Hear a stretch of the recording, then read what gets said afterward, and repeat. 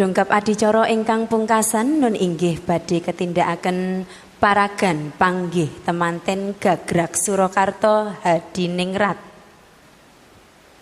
Wondene ingkang kepareng mambiwara nun inggih saking Bregada selikur ingkang nembe kawisuda.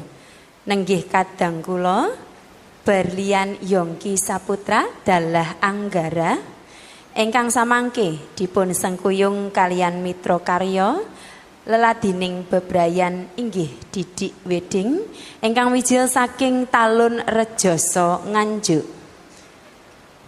Awit saking menika dumateng para-para ingkang kajibah nindakaken paragan ingkang sampun pinarcaya ing karya keparenga enggal-enggal hanyaptakaken diri.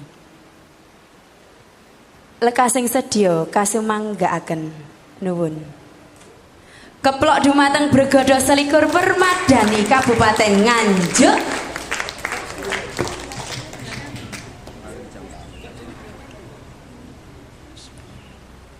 Assalamualaikum warahmatullahi wabarakatuh. Nuwun sewu Bapak Muhammad Jainuri, Bapak Pengurus DPP Permadani Pusat, Bapak Ibu Pengurus DPW, DPD ingkang sami rawuh, ingkang menika Bregada selikur badhe paring pasugatan arupi upacara adat panggih temanten sugeng amirsani.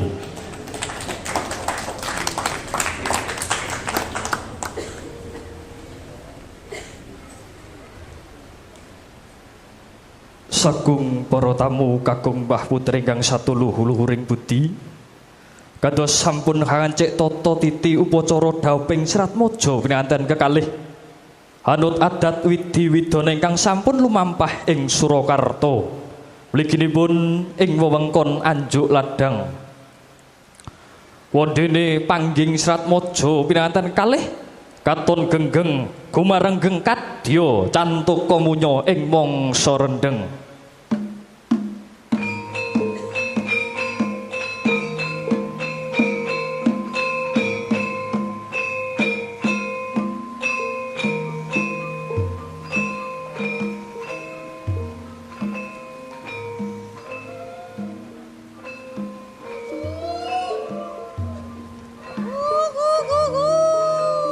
Wus dumugi wahyaning mangsa kala pangging penganten kakung miwah penganten putri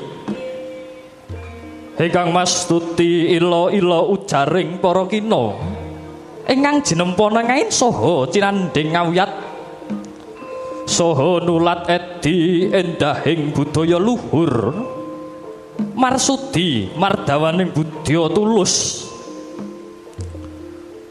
Budya teges budidaya ingkang tuwuh saking osike penggalih. Wondene tulus mengko werdi saliring pangesti tumujing kautaman. Kauriar penganten putri wis jengkar saking sasana rinengga kakanthi dening pengbaning penganten putri tumujing papan sinengker saha sasana panggih. Swaraning pradonga munyo hangrangin kadi asung pepuji mring penganten kekalih kang kaesti dadi kang sinedya dadya saya caket denir lumaksana panganten putri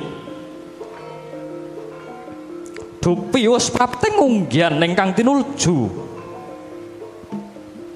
tulya panganten kalih samya pagut tinggal tempuing pandulu catur netra ingkang linambaran budi luhur satemah wonten daya pangariba ingkang hambabar rasa gaib ingkang tumanem ing sanubari sakala kumlawe astanipun penganten putri sarwi hambalang gantal mring penganten kakung ingkang winastan gondang kasih. Paten kakung Gya Gumanti hambalang gantal ingkang winastan gondang tutur.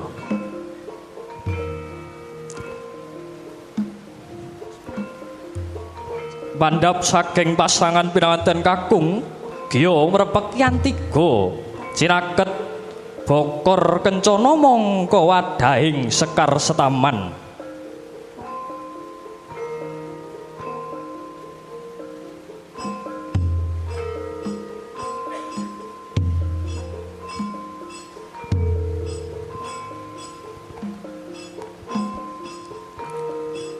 Sakala antiga pinidak ing padha pecah sanalika biyor tukul wiji dadi gumelaring alam padang.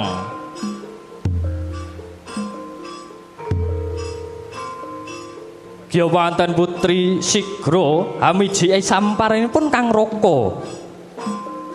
Mangga pralambita hangi cali saliring Sukerta mugi tulus mulya manggih raharja. Katon kambang kumambang Sekar Triwarna mawar melati kantil kang haneng jroning Bokor Kencana.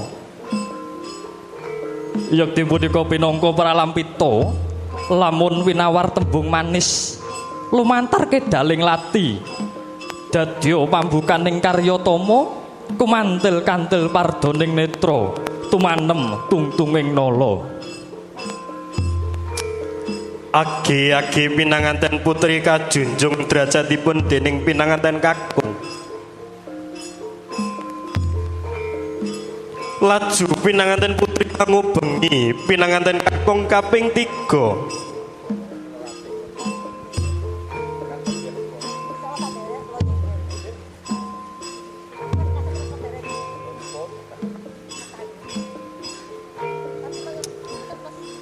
Mangga pralambita pinanganten kakung ingkang dipun suwitani dados saka guruning Bale Wisma ingkang saged kukuh bakuh dados panutaning bebrayan agung.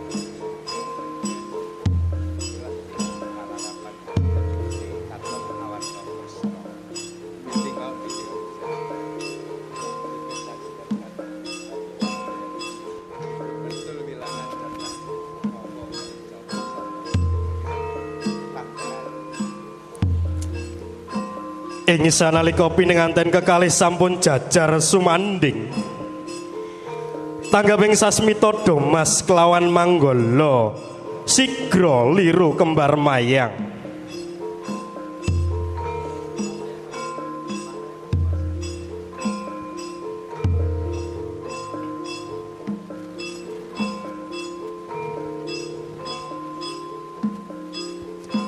Pinangka syarat sarana jejang kaping palakrami dauping pinanganten sakloron.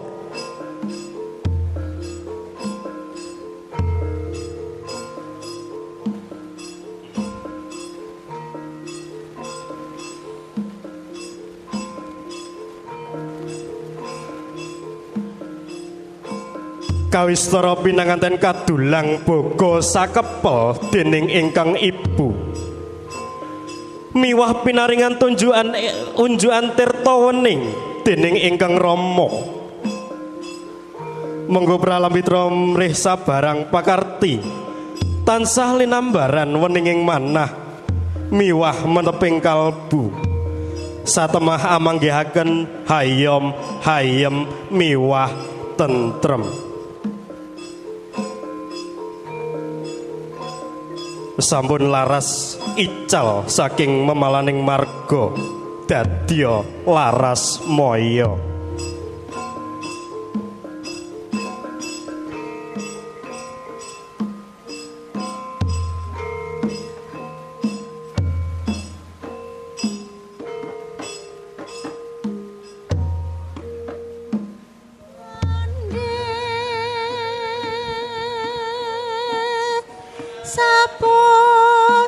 Paripurna panggih penganten Sigra sinungkuban sindur ingkang awarni rekta dalasan seta dening Rama Ibu. Pangajaping sedya mugi bebrayaning penganten sarimbit tinuntun ing reh kautaman pinayungan budi rahayu wani marang bebener wedi ing kanistan.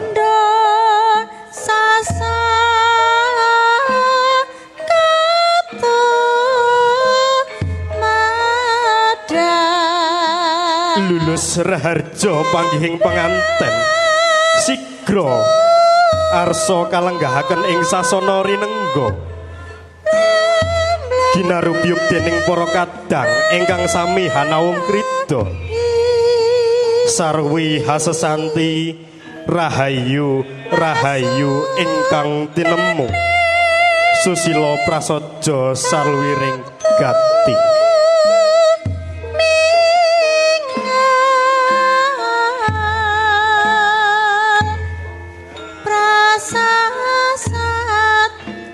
Para tamu kakung putri ingkang satuhu luhuring budi kados sampun paripurna adicara paragan ing ari kalenggahan punika boten wonten ingkang karempit lan kacicir hamba pilih anggen kula anglantaraken adicara menika wonten gonyak ganyu ing wicara labet kula hanglenggana kiranging wewarah wewangsaning para winasis ing babagan basa tuwin sastra pramila kula amung tumadah mbalut daging samudra pangsami pungkasane ngatur wabillahi taufik wal hidayah waridho wal inayah Assalamualaikum warahmatullahi wabarakatuh. Keplok engkang sura Nun sewu Mas Didi manten kalian kru kasuwun wangsul malih balik malih iji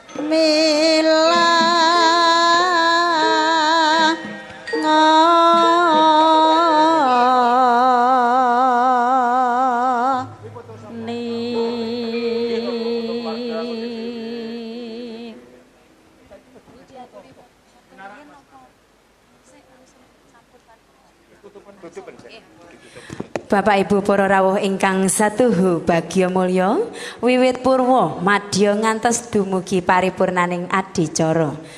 Sampun lumampah kanthi wilujeng slamet boten manggih rubeda menapa-menapa.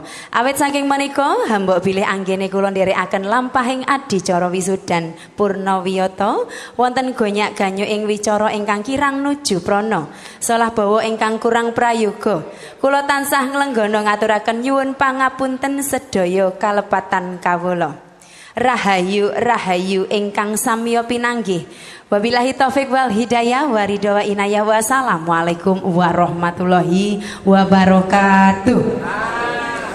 Keplok kagem pembawa acara DVD Permadani Kabupaten Nganjuk matur nuwun. Salajengipun nun sewu foto keluarga saking DPP keluarga saking Semarang, monggo kasuwun foto sesarengan. Nur sewu langkung rumin keluarga saking Semarang kalian ingkang hanyule sarirani saking Dinas Pora Parbud Dinas Pariwisata, monggo Bapak Dr. Andes Muhammad Jainuri MPD. Monggo keluarga saking Semarang inggih.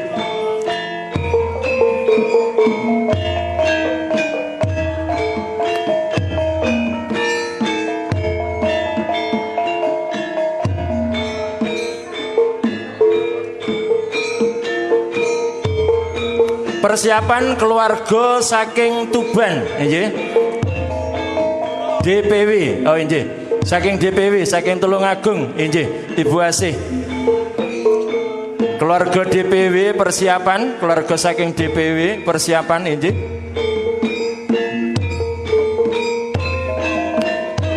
Nggih. Sepisan formal kaping kalih sembah kalbu.